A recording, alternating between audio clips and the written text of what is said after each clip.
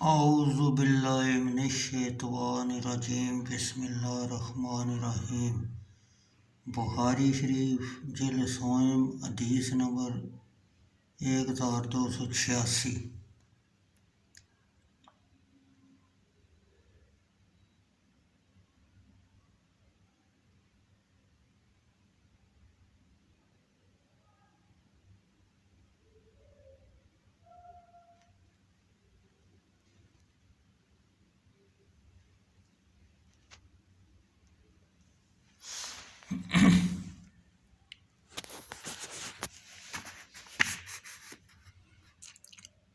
حشام دستوائی نے قتادہ بن دامہ سے انہوں نے حضرت انس بن مالک رضی اللہ تعالیٰ عنہ سے روایت کی۔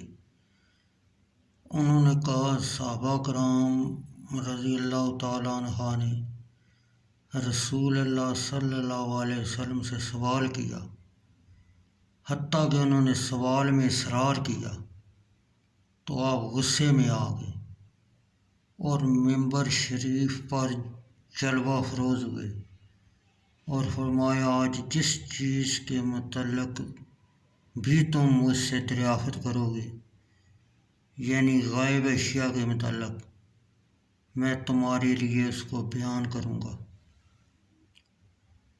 حضرت انس بن مالک رضی اللہ تعالیٰ عنہ نے کہا، میں نے دائیں بائیں دیکھنا شروع کیا، کیا دیکھتا ہوں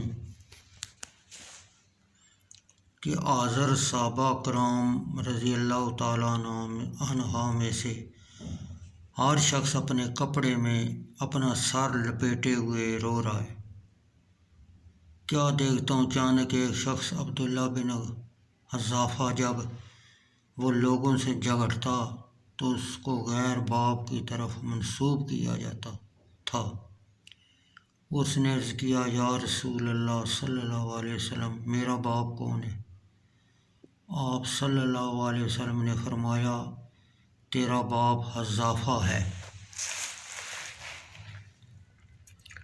پھر جب حضرت عمر فاروق رضی اللہ تعالیٰ عنہ نے آپ کے چہرہ اقدس پر غصہ کا اثر دیکھا تو کہنا شروع کر دیا، ہم اللہ کے رب ہونے اور اسلام کے دین ہونے اور محمد صلی اللہ علیہ وسلم کے رسول ہونے سے راضی ہیں، اور ہم اللہ عز و جل کے ذریعے سے فتنوں سے پناہ مانگتے ہیں۔ رسول اللہ صلی اللہ علیہ وسلم نے فرمایا، میں نے آج کے دن کی طرح خیر اور شر کبھی نہیں دیکھی۔ نشان یہ ہے کہ میرے سامنے جنت و دوزخ کی تصویر پیش کی گئی، حتیٰ کہ میں نے جنت اور دوزخ کی تصویر کی اپنی آنکھوں سے دیوار کے پیچھے سے دیکھا۔ اور قتادہ اس حدیث مبارکہ کے بیان کے وقت یہ آیت مبارکہ تلاوت فرمایا کرتے،